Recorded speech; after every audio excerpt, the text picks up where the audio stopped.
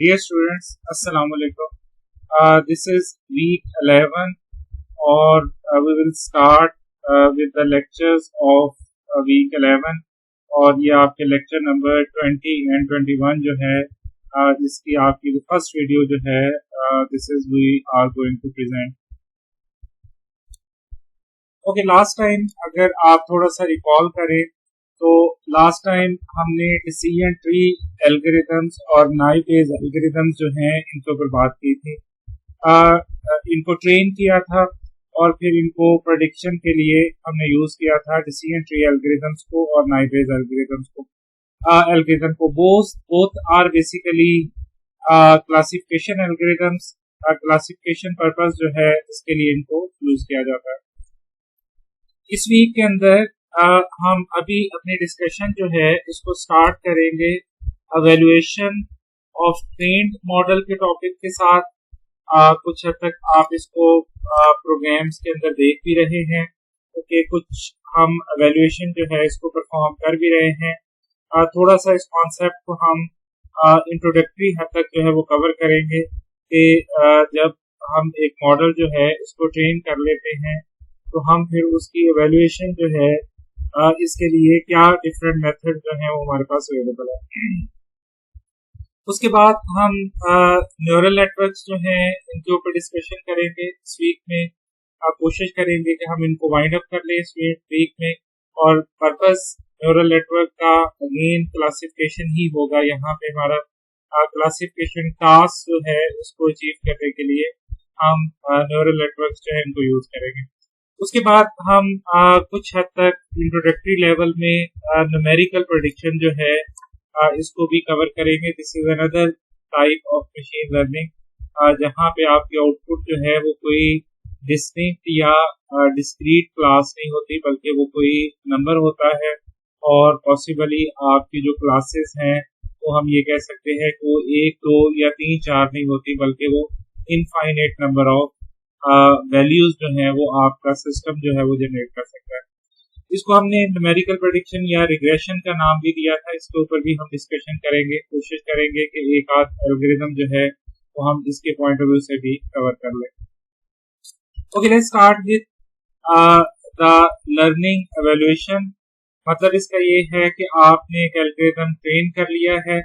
अब आप ये देखना चाह रहे हैं कि उसकी परफॉर्मेंस जो है वो क्या है, उसका बिहेवियर किस तरह का होगा जब आप उस मॉडल को जो है वो कहीं पे इम्बेड करते हैं, कहीं पे उसको इनकॉर्पोरेट करते हैं, तो उस सिचुएशन के अंदर उसकी परफॉर्मेंस जो है वो क्या होगी। तो परफॉर्मेंस जो है इसको हम किस तरीके से जो है वो मेजर कर सकते हैं, ये एक्चुअली अब हमारा टॉपिक ऑफ डिस्कशन होगा।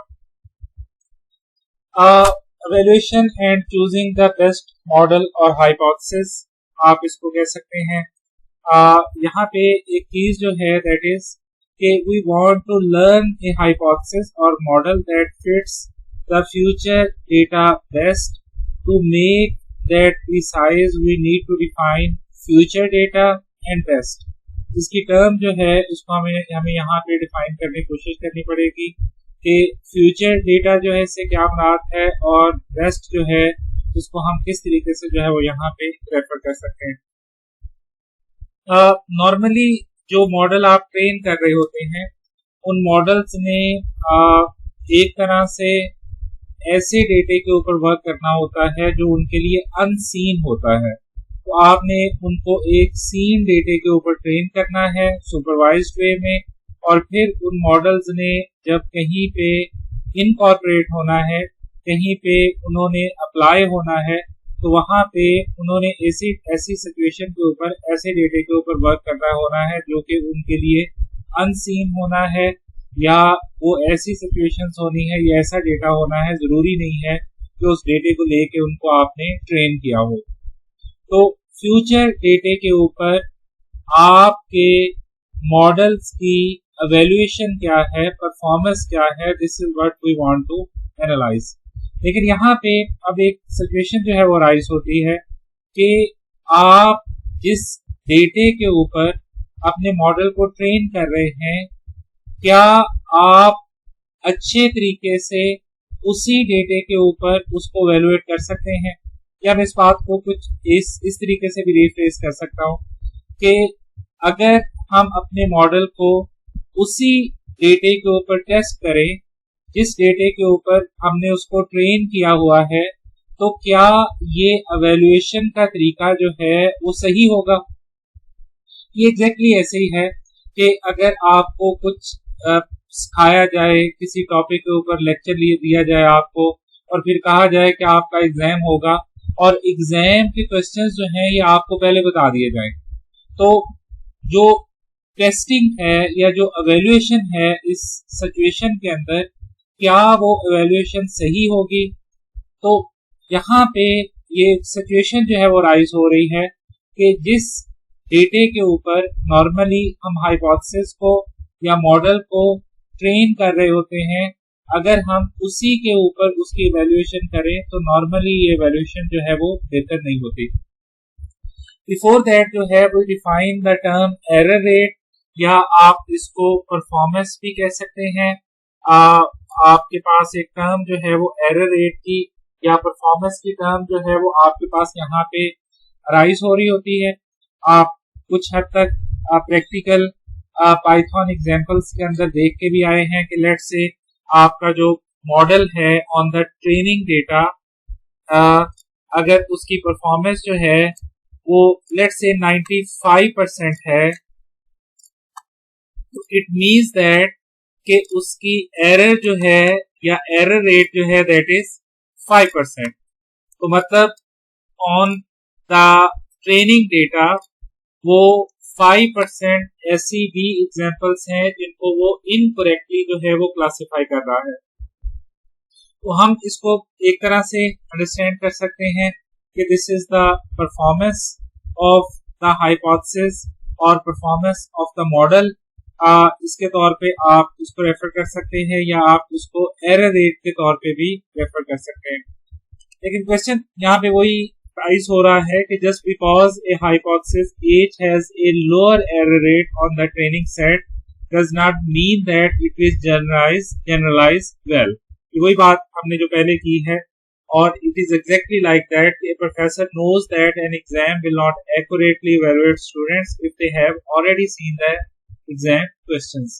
तो अगर क्वेश्चंस का आपको ऑलरेडी पता है तो आपकी जो एवेल्युएशन जो है वो इस पॉइंट ऑफ व्यू से एक अच्छी एवेल्युएशन के तौर पे कंसिडर नहीं हो सकती। तो यहाँ पे इस सारी डिस्कशन का कंक्लूजन ये है कि हमें जिस डेटे के ऊपर अपने मॉडल को ट्रेन करना चाहिए, हमें उसकी एवेल्युएशन के लिए एक अननोन मॉडल जो है वो यूज करना चाहिए, अननोन डेटा जो है इसको यूज करना चाहिए। तो आपने अगर लेट्स से एक सेट ऑफ एग्जांपल्स को यूज करके अपने मॉडल को ट्रेन किया है, तो आपको एक डिफरेंट सेट ऑफ एग्जांपल्स जो हैं इनको यूज करके अपना मॉडल जो है इसको एवेल्युएट करना चाहिए, इसको टेस्ट करना चाहिए।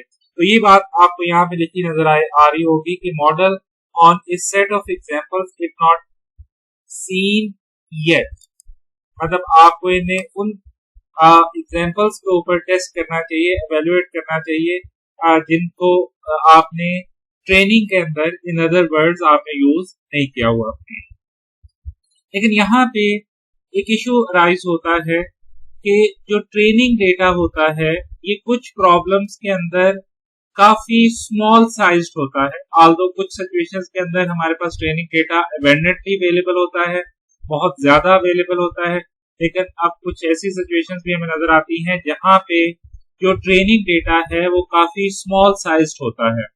तो उन सिचुएशंस के अंदर के जहां पे you are not able to generate a large size training data, आपको अगर वहां पे कह दिया जाए कि अब आपने ट्रेनिंग डेटा भी बनाना है और साथ एवेल्युएशन डेटा भी बनाना है, तो उस सिचुएशन के अंदर आपके लिए काफी मुश्किल जो है वो अराइज हो जाती है।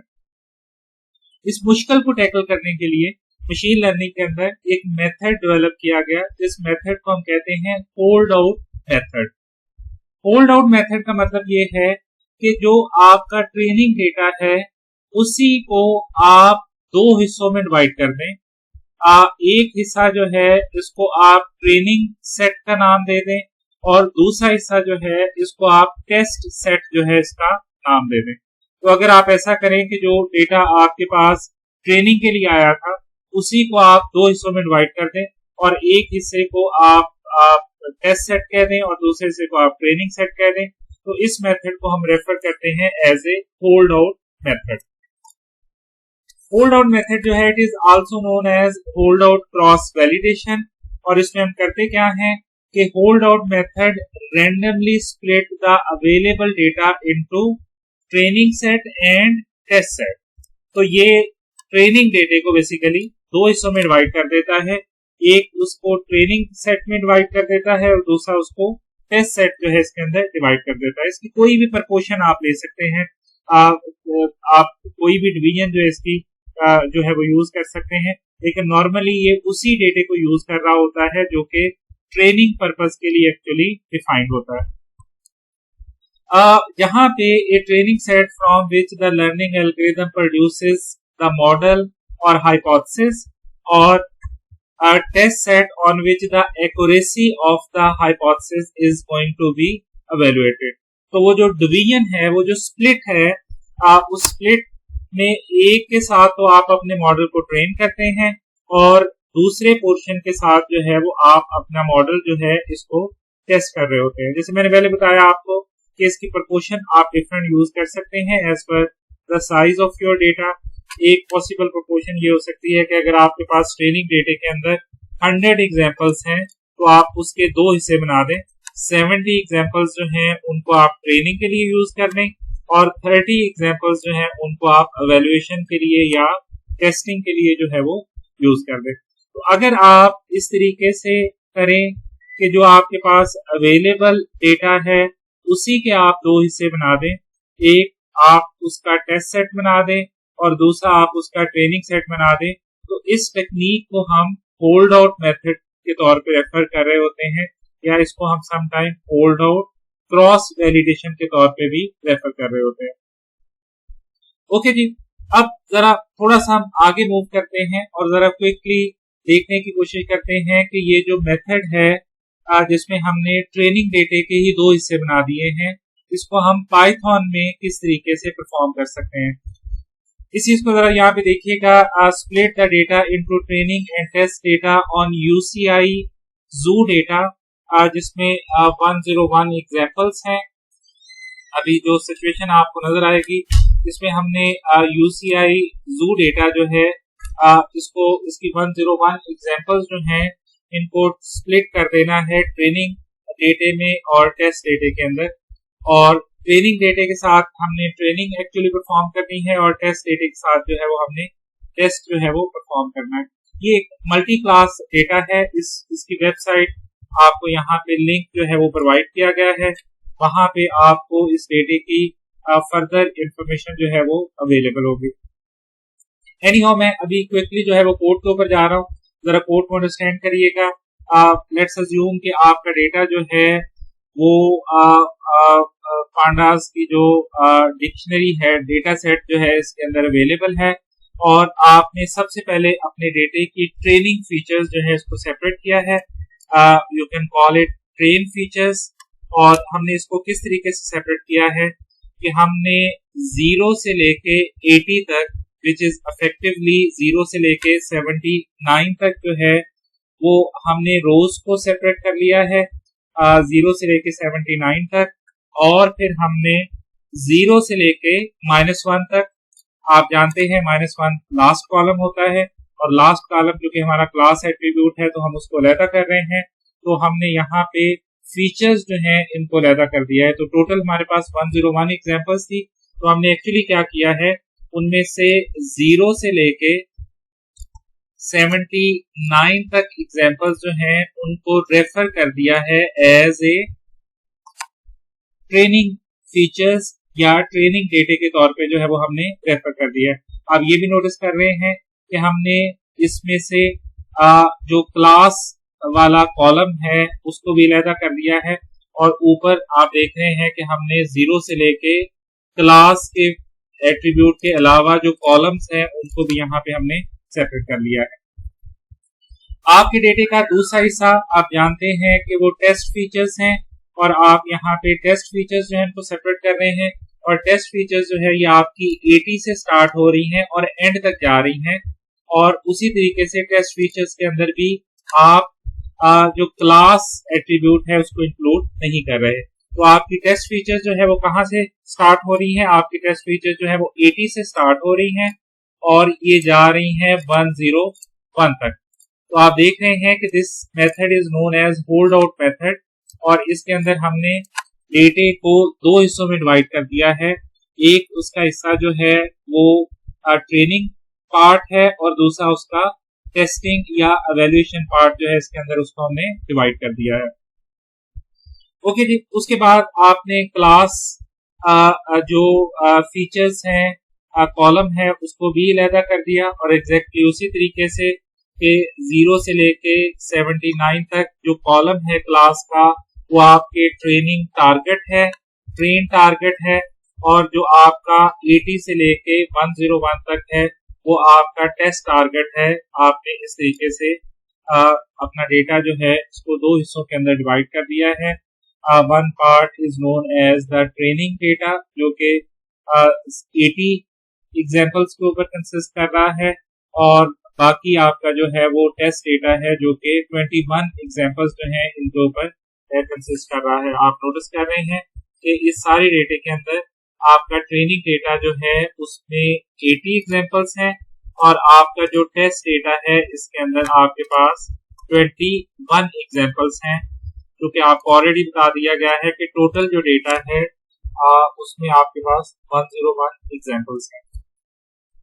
अब आपने मॉडल को ट्रेन करना है, लेकिन अब आप गौर करिएगा कि आपने मॉडल को ट्रेन किया है ट्रेनिंग डेटे को लेके। आपने अपना मॉडल जो है उसको ट्रेन कर दिया है।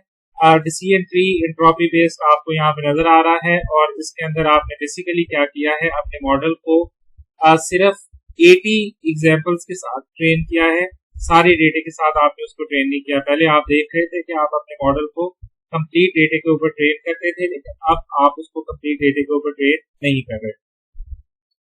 उसके बाद आपने प्रेडिक्ट किया मॉडल को, प्रेडिक्शन परफॉर्म की, लेकिन प्रेडिक्शन जो है अब आप किसके ऊपर कर रहे हैं? टेस्ट फीचर्स के ऊपर। तो ये जो 21 एग्जांपल्स का डेटा था वो आपने पास किया, और अब आप उसकी इवैल्यूएशन जो है वो किसके ऊपर परफॉर्म कर रहे हैं? जो कि आपकी इवैल्यूएशन फीचर्स थी या इवैल्यूएशन पार्ट था आपके डेटे का as per the hold out method. अब आपने इसकी परफॉर्मेंस भी चेक करनी है। परफॉर्मेंस आप डिफरेंट तरीकों से चेक कर सकते हैं। यहाँ पे ट्री में हमारे पास एक स्कोर का फंक्शन अवेलेबल होता है। इस स्कोर के फंक्शन को आप दो आर्गुमेंट्स पास कर रहे हैं, यहाँ पे test features as a first argument and test targets as a second argument, और अगर आप इसको 100 से मल्टीप्लाई कर देंगे तो आपको परसेंटेज जो है इसके अंदर रिजल्ट जो है वो रिटर्न हो जाएगा। तो आपने इवैल्यूएशन के लिए अपनी टेस्ट फीचर्स जो है इनको यूज किया और टेस्ट टारगेट्स को यूज किया, और इससे जो रिजल्ट आया उसको अगर आप 100 से मल्टीप्लाई करेंगे तो आपके पास परसेंटेज में परफॉर्मेंस जो है वो आ जाएगी। आपका जो मॉडल है इसकी परफॉर्मेंस जो है ऑन अनसीन डेटा जो है आपकी परसेंटेज में परफॉर्मेंस जो है वो रिटर्न हो जाएगी।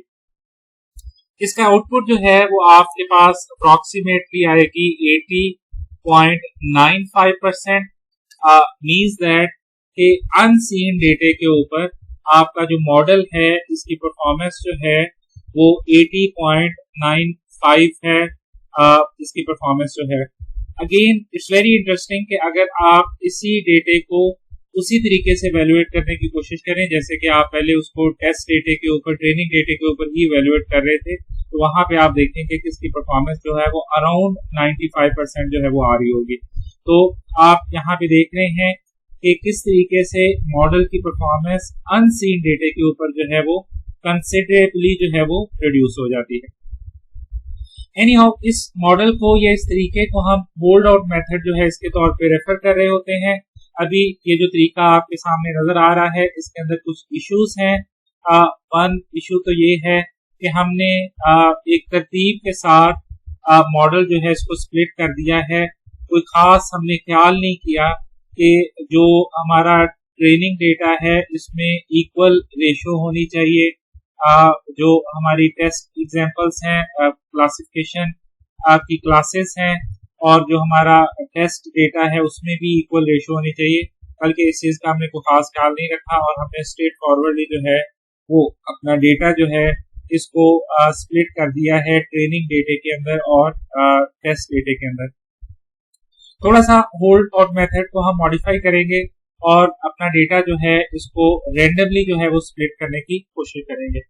बिफोर दैट आप थोड़ा सा जरा यहाँ पे देख लीजिएगा, प्रीवियस एग्जांपल के अंदर आपको ये यूसीआई की टर्म यहाँ पे आपको नजर आ रही थी। यूसीआई जो है ये एक ऑनलाइन डेटा सेट्स की रिपोजिटरी है, machine learning data set repository के तौर पे इसको रेफर किया जाता है। ऑनलाइन हमारे पास बहुत सारी जो मशीन लर्निंग डेटा सेट्स जो हैं इनकी ऑनलाइन रिपोजिटरीज जो हैं वो अवेलेबल होती हैं। आप इनके लिए अपने मॉडल जो है इनको ट्रेन कर सकते हैं। बहुत सारा डेटा इसमें बिल्कुल मॉडर्न टाइप का डेटा भी अवेलेबल होता है इन रिपोजिटरीज के अंदर। जैसे अभी कोरोना का इश्यू आपके सामने है, तो कोरोना के रिलेटेड भी आपको इन रिपोजिटरी से डेटा जो है वो नजर आ जाता है। डिफरेंट कंट्रीज का या all over the world data जो है आपके पास अवेलेबल होता है। आप उस डेटे के ऊपर डिफरेंट मशीन लर्निंग एल्गोरिथम जो है वो यूज करके डिफरेंट तरह की प्रेडिक्शन जो है इनको परफॉर्म कर सकते हैं। इन्हीं में से एक दो रिपोजिटरीज काफी फेमस हैं और ये क्लासिक और very old online machine learning data set repository है जिसको हम UCI ML रिपोजिटरी कहते हैं। इसके अलावा एक और बड़ी फेमस रिपोजिटरी है जिसको कागल कहा जाता है, इसमें भी काफी डेटा सेट्स जो है वो अवेलेबल होते हैं। आप उनको डाउनलोड कर सकते हैं और फिर आप उनके ऊपर डिफरेंट तरह के एल्गोरिथम जो है वो यूज कर सकते हैं। एनीहाउ ये जो UCI मशीन लर्निंग रिपोजिटरी है, थोड़ा हम इसको एक्सप्लोर करते हैं। इसको अगर आप ओपन करेंगे तो ये आपको इस तरीके से ये रिपोजिटरी जो है आपके सामने इसका पेज जो है वो ओपन हो जाएगा। और जैसे आप यहाँ पे आप इसको देख रहे हैं कि ये UCI मशीन लर्निंग रिपोजिटरी है। This is part of the centre for machine learning and intelligent systems, और इसके अंदर आप देख सकते हैं कि कोई 500 प्लस डेटा सेट्स जो हैं वो अवेलेबल होते हैं, जिसमें आपको हर टाइप के डेटा सेट्स यहाँ पे नजर आ रहे हैं, क्लासिफिकेशन के, रिग्रेशन के, क्लस्टरिंग के, काफी डिफरेंट टाइप के डेटा सेट्स जो है वो आपको यहाँ पे इस रिपोजिटरी के अंदर जो है नजर आ रहे हैं। ये काफी ओल्ड रिपोजिटरी है, कोई 20-25 साल से ये काफी वैलिड किस्म के डेटा सेट्स जो हैं इनको मेंटेन कर रही है। आप इन डेटा सेट्स को यूज कर सकते हैं, डाउनलोड कर सकते हैं और आप इनके ऊपर डिफरेंट तरह की एक्सपेरिमेंटेशन जो है इसको परफॉर्म कर सकते हैं। आई वुड लाइक कि मैं थोड़ा सा आपको शो कर दूं इस रिपोजिटरी के बारे में।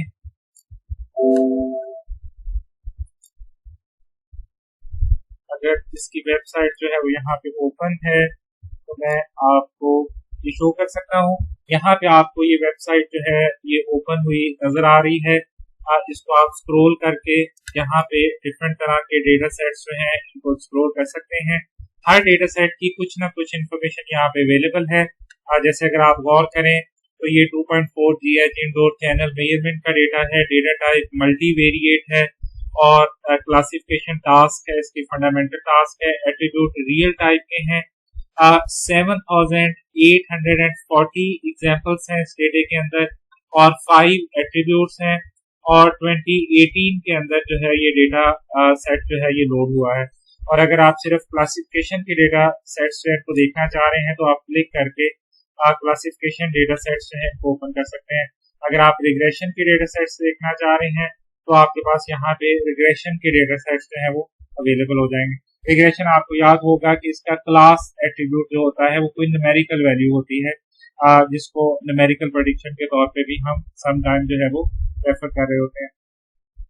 ओके, तो ये काफी एक पावरफुल किस्म की रिपोजिटरी जो है डेटा सेट्स की यहाँ पे अवेलेबल होती है।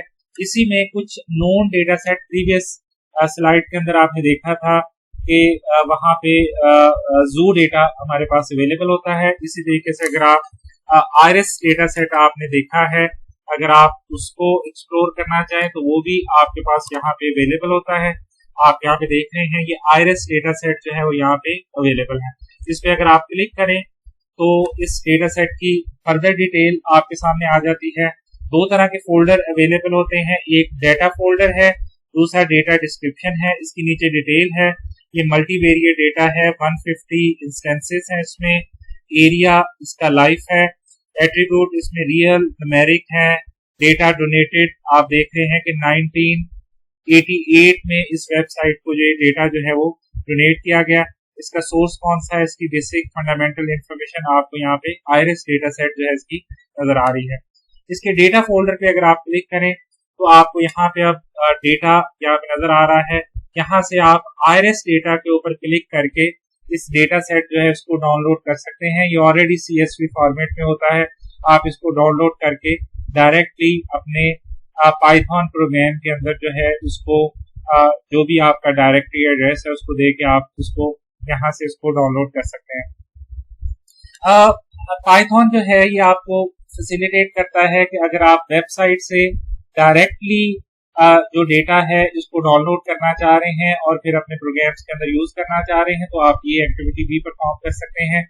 आप डायरेक्टली अपना डेटा जो है इसको डाउनलोड करके कनेक्ट करके वेबसाइट के साथ वहां से आप उसको कनेक्ट भी कर सकते हैं। अभी जो एग्जांपल आपको नजर आएगी उसमें कुछ इसी तरह की एक्टिविटी जो है वो परफॉर्म हो रही होती है। थोड़ा आपको इस चीज का ख्याल रखना है कि जब आप डायरेक्टली वेबसाइट से कनेक्ट हो रहे होते हैं तो कुछ एक तो इश्यूज आते हैं। एक तो हो सकता है कि वो आपका कनेक्टिविटी स्लो होने की वजह से डेटा सेट जो है वो जल्दी लोड ना हो, एक ये पॉसिबिलिटी हो सकती है।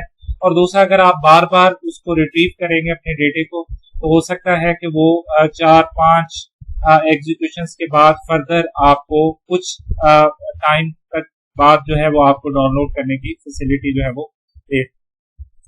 अभी हम यही एक्टिविटी करने जा रहे हैं कि आयरस डेटा जो हमने पहले लाइब्रेरी के साथ हमने यूज किया था आयरस डेटा, अब इस डेटे को हम डायरेक्टली जो UCI की वेबसाइट है वहां से डाउनलोड करेंगे पांडास डिक्शनरी के अंदर और फिर वहां से हम इसको कन्वर्ट करेंगे दो हिस्सों के अंदर, ट्रेनिंग डेटे के अंदर और टेस्ट डेटे के अंदर। अभी हम इस एक्टिविटी को बिल्ट इन लाइब्रेरी के साथ परफॉर्म करेंगे ताकि जो भी डिवीजन हो या डिस्ट्रीब्यूशन हो डेटे की वो इक्वली परफॉर्म हो, उस तरीके से ना हो जैसे हमने प्रीवियसली जो है इसको परफॉर्म किया है। इसका कोड मैं आपको दिखाने जा रहा हूं। हमने पांडास को इंपोर्ट किया, sklearn इंपोर्ट ट्री को इंपोर्ट किया, decision ट्री क्लासिफायर को इंपोर्ट किया और मैट्रिक्स को इंपोर्ट किया यहाँ पे। और अब आप गौर करिएगा कि हमने एक क्लास यहाँ पे अब इंपोर्ट की है। इस क्लास का नाम है ट्रेन टेस्ट स्प्लिट क्लास। ये भी sklearn का हिस्सा है और इस क्लास को यूज करके अब हम अपना डेटा जो है इसको स्प्लिट करेंगे टेस्ट डेटे के अंदर और ट्रेनिंग डेटे के अंदर। अब जरा गौर करिएगा, हमने जो आयरस डेटा है इसका URL जो है इसको यहाँ पे सेव कर लिया है URL के अंदर और यहाँ पे हमने एक नेम्स की एरे बना ली है जिसमें ये sepal length and sepal width, petal length and petal width और एंड पे ये क्लास एट्रीब्यूट लेके हमने एक नेम जो है इसकी एक एरे बना ली है। और अब हमने pandas डॉट रीड CSV के साथ हमने फर्स्ट आर्गुमेंट में URL पास कर दिया है। तो अब ये अगर आप इंटरनेट कनेक्टेड हैं तो ये डायरेक्टली आपके डेटे को रीड कर लेगा from the UCI machine learning data set repository से और वहां से आप फिर किसी भी तरह का डेटा जो है सेम मेथड को यूज करके आप वहां से उसको डाउनलोड कर सकते हैं।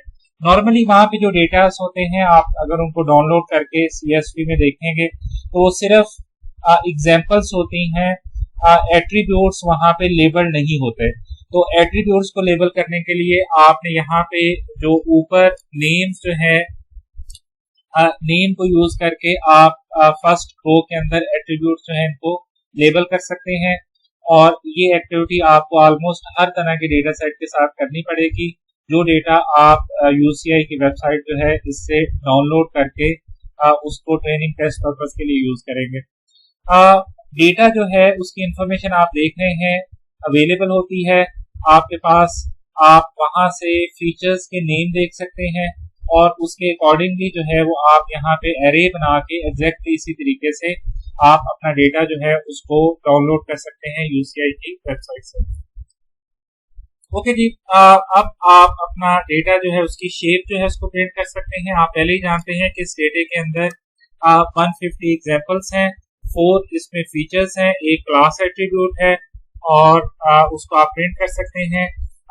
फीचर 10 रोज आप देख रहे हैं यहाँ पे हमने प्रिंट की है डेटे की, और उसके बाद एरे के अंदर हमने डेटा जो है इसको सेव कर लिया है। ये भी नॉर्मली एक तरीका हम यूज करते हैं कि जो डेटा हमने डाउनलोड किया होता है उस डिक्शनरी में जब स्प्लिट करने से पहले ओरिजिनल की शेप हम रहने देते हैं और उसके लिए एक अलग से एरे आपको यहाँ पे देखना है कि हमने क्रिएट कर ली है। ओके जी, और एरे जो है उसका एक्स पार्ट जो है आप जानते हैं कि वो 0 से लेके जो 4 तक जो है इनफैक्ट जो है फर्स्ट 4 जो कॉलम्स हैं इसको एक्स के अंदर हमने डिवाइड कर दिया है और वाई जो है वो लास्ट जो पार्ट है इसको हमने वाई के अंदर जो है वो डिवाइड कर दिया है। आपकी जो हर एग्जांपल है इसमें फीचर पार्ट अलग कर दिया है और क्लास पार्ट जो है अलग कर दिया है। ये एक्टिविटी हम पहले भी परफॉर्म करके आए हैं। अब एक्स की शेप हमने प्रिंट कर दी है। अब इसकी कुछ आउटपुट आपको यहाँ पे नजर आ रही है। आप ये जो आपने प्रिंट किया था कि इसमें 150 रोज हैं, 5 कॉलम्स हैं और ये कुछ 10 रोज जो हैं वो आपको नजर आ रही हैं आपके डेटे की। एग्जैक्टली वही डेटा है। Sepal length, sepal weight, petal length and petal weight, और फिर नीचे आपको फीचर नजर आ रहा है, फीचर सेट जिसमें 150 रोज और 4 कॉलम्स हैं और फिर आपका आखिरी क्लास कॉलम जो है ये लगा हो गया। आगे मूव करते हैं और अब इसके ऊपर हम इसको डिस्क्राइब कर दिया स्टेटिस्टिक्स के लिए। अब इसकी हमने डिस्ट्रीब्यूशन परफॉर्म करनी है, क्लास डिस्ट्रीब्यूशन, इसमें कितनी क्लासेस हैं। अब हम वो एक्टिविटी करने जा रहे हैं जिसको हमने होल्ड आउट के तौर पे जो है वो रेफर किया है और आप देख रहे हैं कि अब हम एक्स और वाई को स्प्लिट करने जा रहे हैं ट्रेनिंग एंड टेस्ट सेट के अंदर। तो जो कि हमने ऊपर एक लाइब्रेरी यूज की हुई है उस लाइब्रेरी को हम यहाँ पे यूज कर रहे हैं। लाइब्रेरी का नाम है ट्रेन टेस्ट स्प्लिट। इसको हमने एक्स फीचर्स पास कर दी है और वाई क्लास पास कर दी है और टेस्ट साइज हमने इसको बता दिया है 0.3। इसका मतलब है 30%। ओके, तो इसका मतलब ये है कि आपका जो टेस्ट साइज है वो कितना होगा, वो 30% होगा। तो 150 आपके पास टोटल है तो आप उसका 30% निकाल लें। आपका ट्रेनिंग डेटा, टेस्ट डेटा जो है वो 30% के अंदर जो है वो डिवाइडेड होगा। आपने यहाँ पे रैंडम स्टेट को भी ऑन कर दिया है, मतलब ये जो टेस्ट और ट्रेनिंग के अंदर स्प्लिट हो जिसमें 70% ट्रेनिंग डेटा हो और 30% टेस्ट डेटा हो, जिसमें हर क्लास जो है 3 ही क्लासेस हैं यहाँ पे, उनकी इक्वल रिप्रेजेंटेशन हो। मतलब 50-50 हर एक क्लास की एग्जांपल्स हैं। तो आप समझ लें कि जो आपके पास ट्रेनिंग डेटा होगा उसके अंदर भी इक्वल नंबर ऑफ एग्जांपल्स होंगी हर एक क्लास की, और टेस्ट डेटे के अंदर भी इक्वल नंबर ऑफ एग्जांपल्स होंगी हर एक जो आपकी क्लास है उसकी इक्वल नंबर ऑफ रिप्रेजेंटेशन जो है वो यहाँ पे अवेलेबल होगी। ये जो फंक्शन है ये आपको 4 तरह की वैल्यूज रिटर्न करता है। एक आपको सबसे पहले ये एक्स ट्रेन रिटर्न करता है और एक्स टेस्ट रिटर्न करता है। मतलब फीचर जो है उसका ट्रेनिंग हिस्सा और उसका टेस्ट हिस्सा, और इसी तरीके से क्लास एट्रीब्यूट का ट्रेनिंग पार्ट और उसका टेस्ट पार्ट जो है ये आपको रिटर्न कर देता है। ये आपने इन डिक्शनरीज के अंदर सेव कर लिया, एक्स ट्रेन के अंदर, एक्स टेस्ट के अंदर, वाई ट्रेन के अंदर और वाई टेस्ट के अंदर। और ये सारा करने के बाद अब आप डिसीजन ट्री को ट्रेन कर लें एक्स ट्रेन के साथ और वाई ट्रेन के साथ। ये आपका ट्रेनिंग पार्ट है, उसके साथ आप डिसीजन ट्री जो है इसको फिट कर लें। और ये प्लॉट हमने इसको कर लिया है और यहाँ पे हमने प्रेडिक्ट किया है। अब गौर करिएगा, हमने प्रेडिक्ट किया है एक्स टेस्ट के ऊपर। ओके, पहले ट्रेनिंग हमने किसके पे की थी, एक्स ट्रेन के ऊपर, और प्रेडिक्शन जो है वो हम परफॉर्म कर रहे हैं एक्स टेस्ट के ऊपर। सेम काम हमने पहले भी किया था। अब हमारा डेटा जो है वो इक्वल डिस्ट्रीब्यूशन के साथ है। और उसके बाद प्रेडिक्टेड वैल्यूज को हमने प्रिंट कर दिया और प्रिंट कर दिया वाई टेस्ट को। और अब हमने एक्यूरेसी जो है इसको टेस्ट किया है वही D3 स्कोर के साथ और एक्स टेस्ट और वाई टेस्ट इसको पास कर दिया है। और दूसरा तरीका है कि आप मेट्रिक क्लास को यूज कर लें। मेट्रिक क्लास के आर्गुमेंट जरा डिफरेंट होते हैं, जिसमें वाई टेस्ट और वाई प्रेडिक्ट जो है इसको आप पास करते हैं। वाई प्रेडिक्ट जो है जो आपके एल्गोरिथम ने रिटर्न की हैं वैल्यूज वो, और जो एक्चुअल वैल्यूज हैं ये उसको कंपेयर करके परसेंटेज में आपको आंसर जो है वो रिटर्न कर रहा होता है। ये इसका आउटपुट है। ये जो आपने प्रेडिक्ट किया था प्रेडिक्शन का रिजल्ट, नीचे जरा जाइएगा, एक्यूरेसी आपको आ रही है 95%। दोनों तरीकों से सेम ही एक्यूरेसी आ रही है। आप देखते हैं कि आपका जो टेस्ट डेटा है इसके ऊपर आपका जो सिस्टम है उसकी परफॉर्मेंस जो है वो 95.5% जो है वो यहाँ पे इसकी परफॉर्मेंस आ रही है। ओके जी, होपफुली ये जो डिस्कशन है ये आपको कुछ हद तक इंटरेस्टिंग लगी होगी। हम इस डिस्कशन को नेक्स्ट वीडियो जो है इसके अंदर कंटिन्यू रखेंगे और थोड़ा हम डिस्कस करेंगे कि ये जो होल्ड आउट मेथड है इसकी लिमिटेशंस क्या हैं और फिर उन लिमिटेशंस को हम सही किस तरीके से कर सकते हैं। Thank you very much. Allah Hafiz.